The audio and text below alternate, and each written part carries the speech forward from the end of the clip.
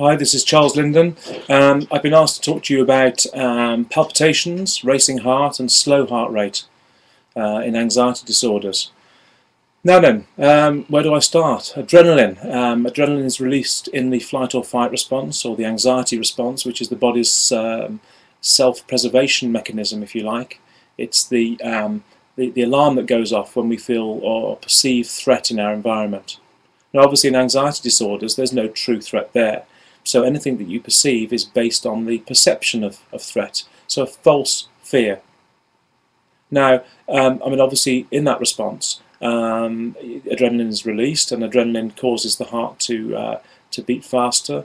It causes changes in breathing, digestion, all sorts of bodily systems, and this happens through the hormone of adrenaline, which flows through our body at extreme speed to prepare our body for fighting or fleeing from the potential threat. Now, obviously to prepare the body for fighting or fleeing, blood has to flow more freely to the muscles and to other organs of the body to prepare it for action, for strength, for speed, for agility. And obviously the heart pumps faster in order to move both water, the fuel, glucose, and also oxygen to the muscles to be used.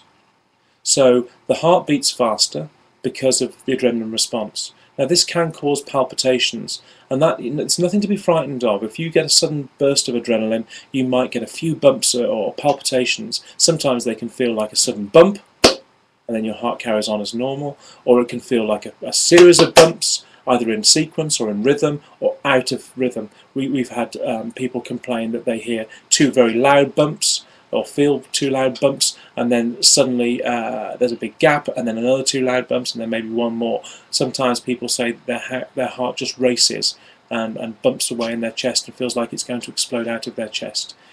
But regardless of the symptoms you're experiencing, it's caused by adrenaline, and therefore it isn't caused by any nasty condition that is going to cause you to pass out or die. That is just fact. If you have anxiety disorder, you can expect to feel these arrhythmias, you can expect to feel these bumps, these fast heart rates, and even slow heart rates.